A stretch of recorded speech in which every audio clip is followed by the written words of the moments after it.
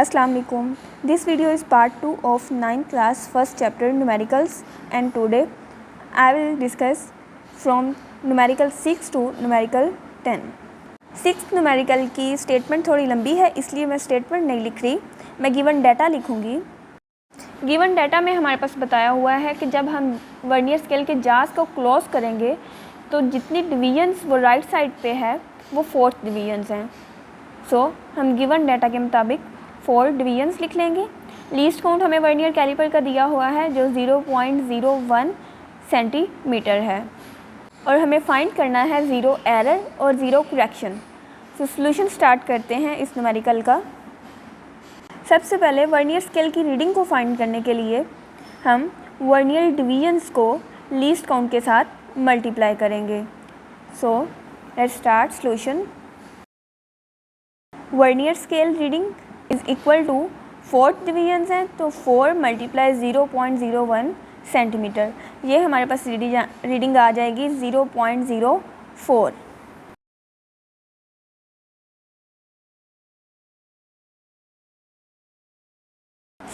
हमारे पास रीडिंग आ गई।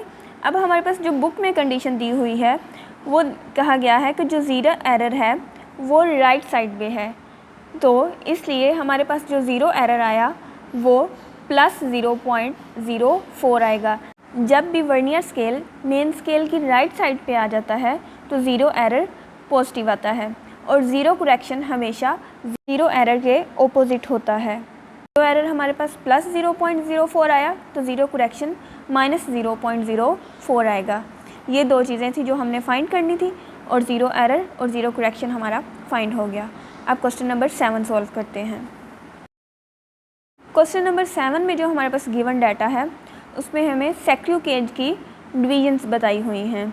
सेक्रू गेज के सर्कुलर स्केल की जो डिवीजन्स हमें दी हुई हैं वो 50 दी हुई हैं।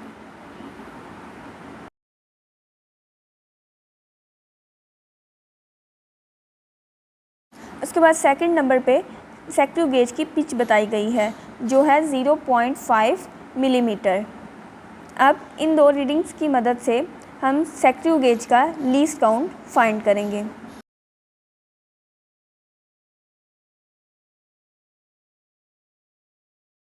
सोल्यूशन स्टार्ट करते हैं जो कि बहुत इजी है।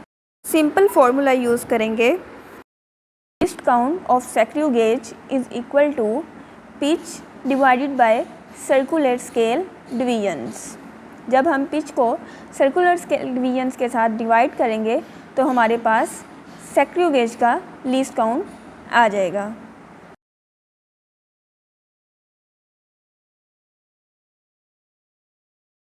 पिच की वैल्यू हमारे पास 0.5 मिलीमीटर है, उसे पुट किया 0.5 मिलीमीटर डिवाइडेड बाय डिवीजन्स 50 है, तो 50 से डिवाइड कर दिया।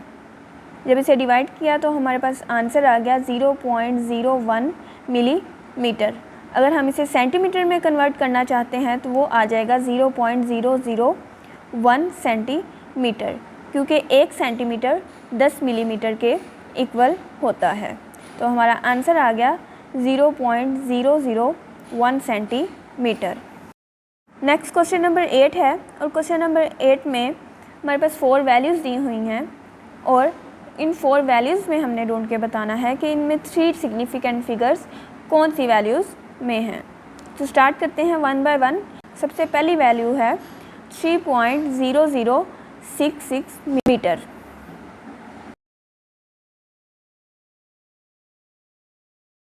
इस क्वेश्चन में पॉइंट से पहले 3 है जो कि नॉन ज़ीरो डिजिट है और सिग्निफिकेंट है, और जो पॉइंट के बाद 0 होता है वो सिग्निफिकेंट होता है।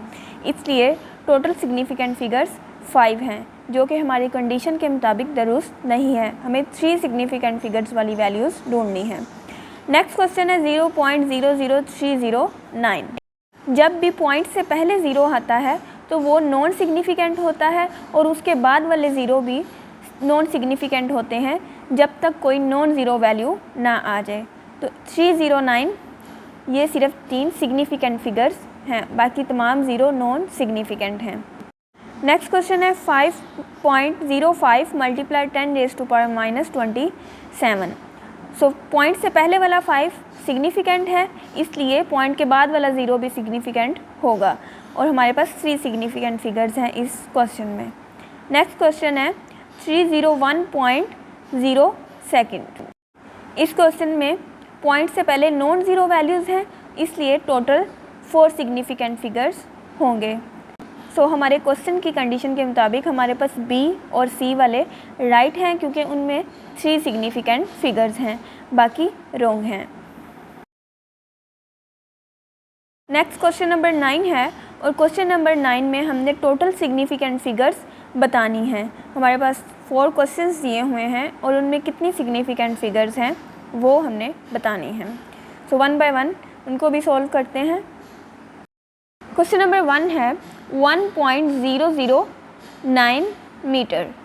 पॉइंट से पहले 1 है जो कि नॉन ज़ीरो है, इसलिए पॉइंट के बाद वाले 0 सिग्निफिकेंट होंगे और टोटल सिग्निफिकेंट फिगर्स 4 होंगी।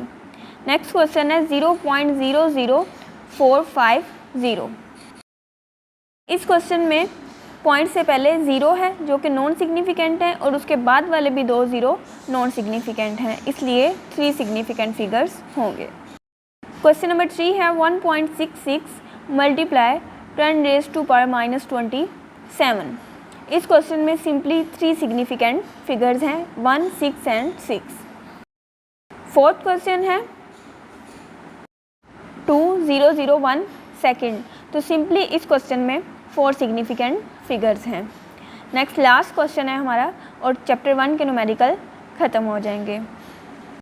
क्वेश्चन नंबर 10 में हमें एक चॉकलेट के रैपर की लेंथ और विड्थ गिवन डाटा में दी हुई है, जिसके मुताबिक हमने एरिया फाइंड करना है। सो लेंथ ऑफ रैपर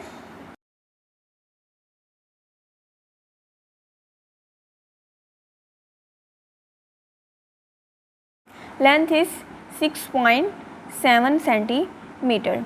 उसके बाद रैपर की विड्थ